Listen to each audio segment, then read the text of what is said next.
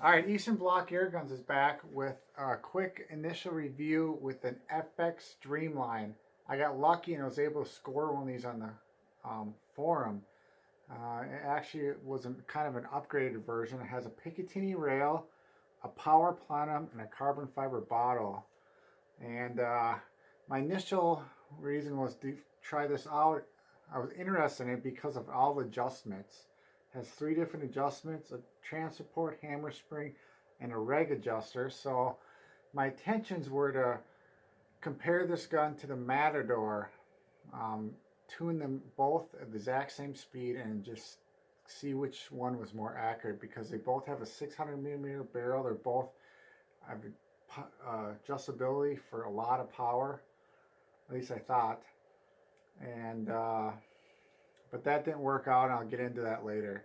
So during this video, you're going to see me shoot FX hybrid slugs and shoot them out of a smooth twist 600mm liner. You're going to see me shoot monster redesigns out of this liner, and they're going to see me shoot 100-yard groups with this gun with the 18 grainers. So first off, we'll go into the trigger. Just like always, FX triggers are great, and we'll go from there.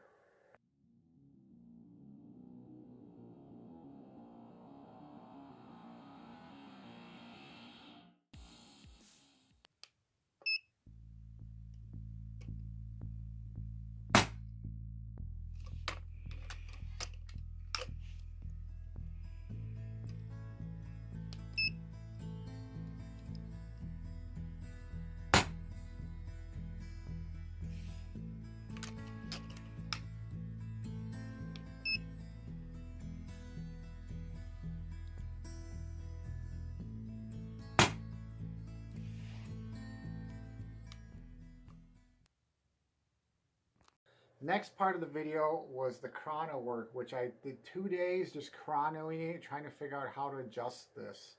And once I finally figured it out, I didn't watch enough videos, but when I was at the range, I finally figured out how to adjust this hammer spring right here. It's kind of a preload hammer spring adjustment. It's not the actual hammer spring.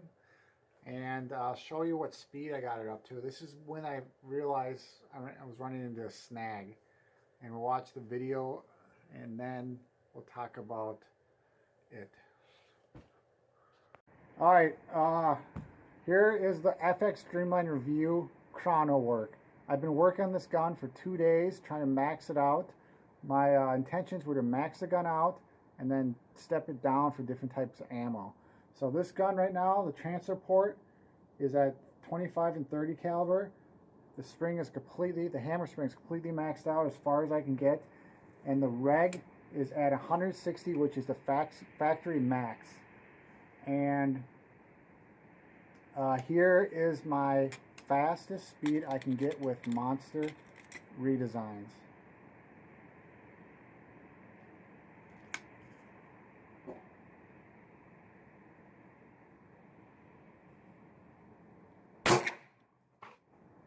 Okay.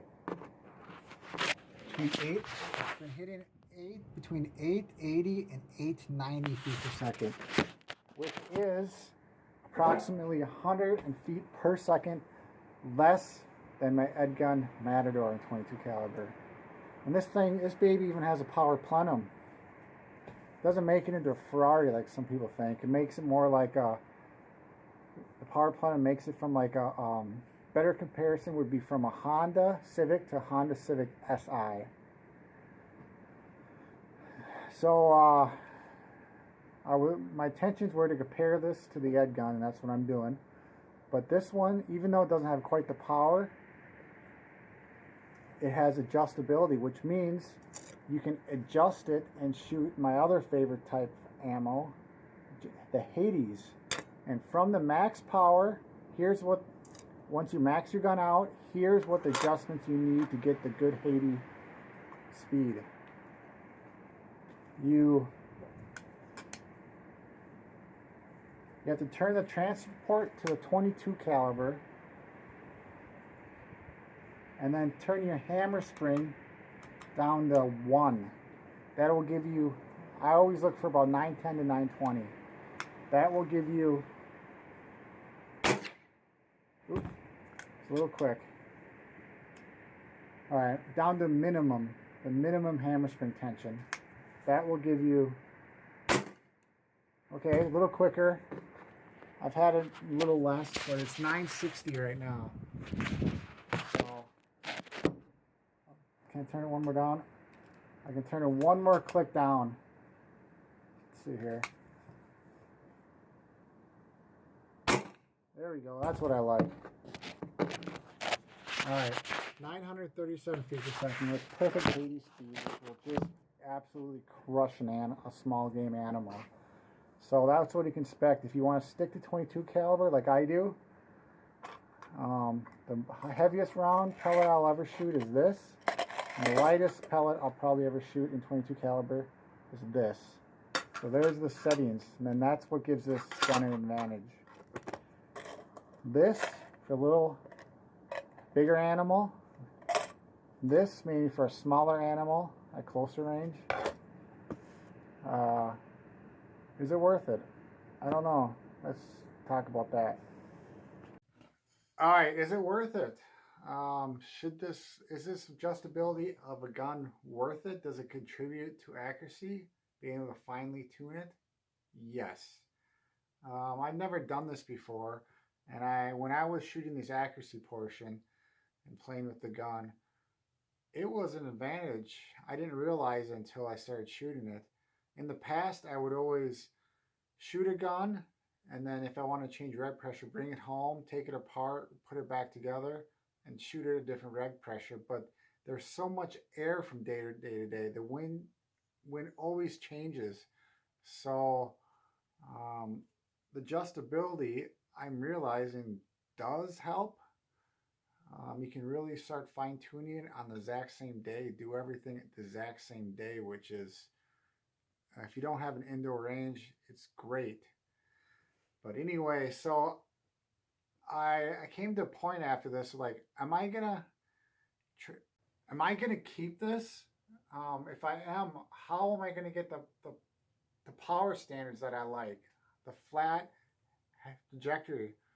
And after talking to some guys on the forum and YouTube, I decided I'd probably need a couple things. First, everybody said I need this, which is a dual transport to allow for quicker airflow and faster airflow. It's not that expensive, but still. And other people said I will probably need a humid regulator. It will give you more space. Maybe you can put it at a higher reg pressure.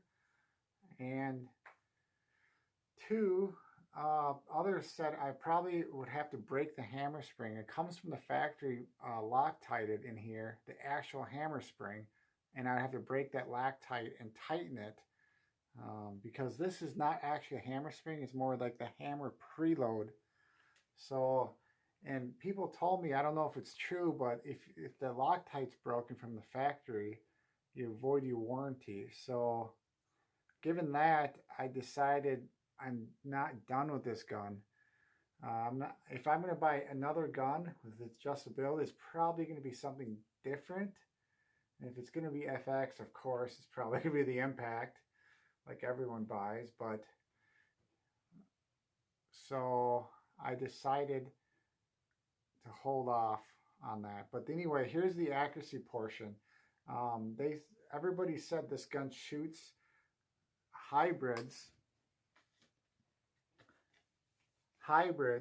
right here with a smooth twist barrel, and I was kind of skeptical because I'm like, there's no way, you need more twists than that to stabilize a slug. But here you don't. And here's the video. It shot actually pretty good. All right, here's the test to see if smooth twist liner can shoot FX hybrids. I heard it can, and it's on the internet, it says it can. Right now the wind died down.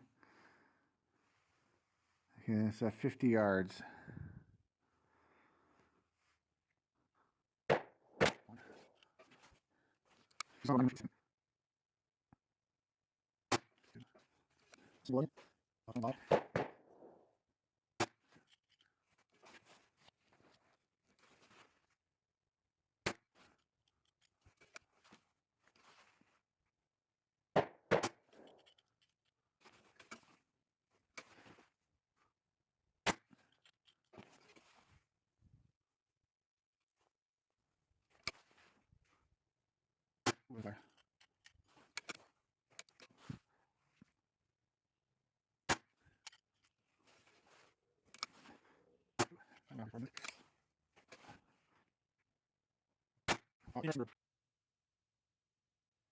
Alright, there we go. The wind was changing, going up and down. I had half the shots go through here, half the shots go through there.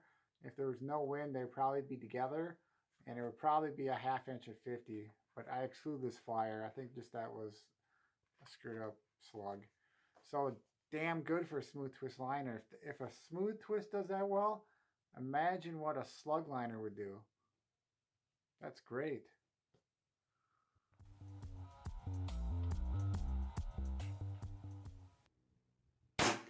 One, two, oh.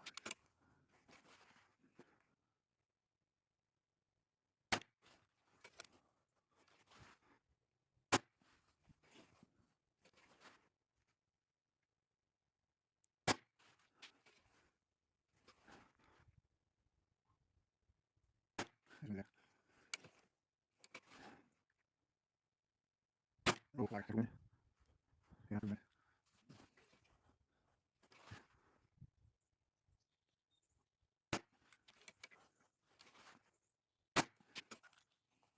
yes, sure. Right, next is the Monster redesigns. They mostly shot good. I had 2 flyers, but they're not at the right speed. In order to shoot these really well past 75 yards, you really got to shoot them fast, and that's where I would probably want to mod the hell out of this. Make a transfer, buy the transport, buy Huma, and buy an actual power plant. I forgot about that. And crack the hammer spring, break the loctite on the hammer spring, and tighten that up. I'm sure I could get up to, I always want about 55 foot-pounds to shoot monster redesigns, and I'm sure I could do it, but I'm just not gonna.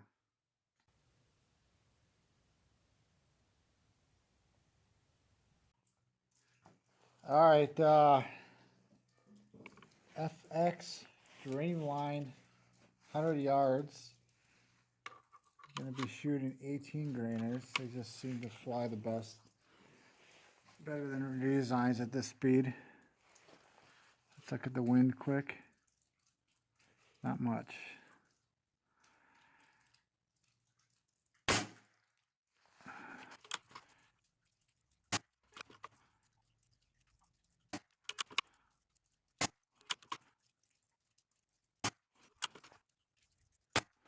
Here, a little back.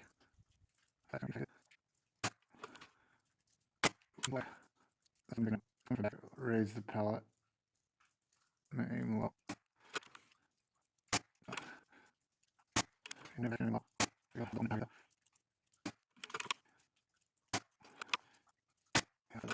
One time aim.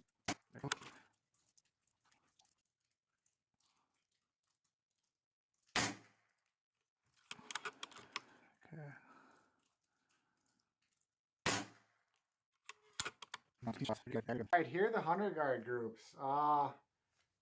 These, a lot of people probably wouldn't think is good. This is great. I only shot 1 group, and this is the only time I even tried.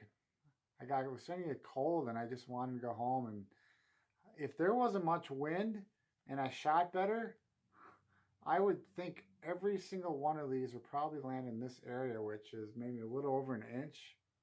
I really like the way these FX shoot at longer distances. I just watched the pellet, and it seems like it just smoothly, gently just hits the paper down there. Not like, it's not barrels with higher twist. They kind of, I don't know, just they hit the paper differently. You know, I was always kind of anti-FX, but I don't know. I mean, they're so slowly warming up to me, but there's still a lot of things I don't completely like about them. And here are some of them. All right, first off, FX always seems to know how to nickel and dime people. First off, every scope I use, there's not much elevation left when I put it on an FX. And luckily I got SWFA, which is tons of elevation, but can't they just slant every gun down 20 minutes of angle rather than make you buy $80 scope rings? You know? Come on. That's what gets me mad. I don't want to buy scope rings? What if you bump a scope ring and it comes loose because those damn scope rings are supposed to be able to move? You're in the woods and you bump it and it's screwed up. I want solid scope rings and I want my Picatinny rail slanted. That's it.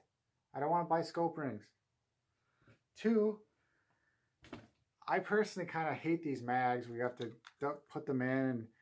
And then the issue, these mags, I kept having this little tiny O-ring, that's tension O-ring in the mag come out. And I couldn't, the magazine's worthless. It would slide out, wiggle around if it's not in there and fall out. So anyway, I lost these and I had to order like 3 different sets and finally found an O-ring that fits it. And that took about 10 days to find the right O-ring. So now it's working, but you know, there's so much that can go wrong with an adjustable gun. I think about this gun, I'm like, all these O-rings and all these hammer springs and all this stuff in here could break, you know, and I don't want that. I don't want anything to break. I want a gun that has nothing. It's stupid. There's a lot of air gunners that agree that there's too much stuff that can go wrong with air guns. I mean, if you're trying to own only one air gun that has a lot of adjustability so you can shoot different types of ammo, what happens when that one breaks? Like, what happens if you get a leak and you have to send it in? That's your only gun. Then you're not shooting. Then you got to buy 2 guns anyway. So, and another thing is the scope. Like, if you change ammos, and then you got to remember, like, it's so much to remember. Okay, oh, now I'm shooting 18 grains, so then it 4 dots down, and then the trajectory is like this, and then it's, what the hell? Like, you'd have to buy 2 scopes. You have to buy 1 scope for 1 ammo with detachable mounts, scope mounts. You have to put that scope on, and then how do you know that? You have to check 0 and make sure it's good, and the trajectories change. So, and then you're out in the field and you want to switch over and you don't have the right tools, and I really just have lots of guns than one adjustable one. But anyway, I don't know, maybe still thinking about an impact now though.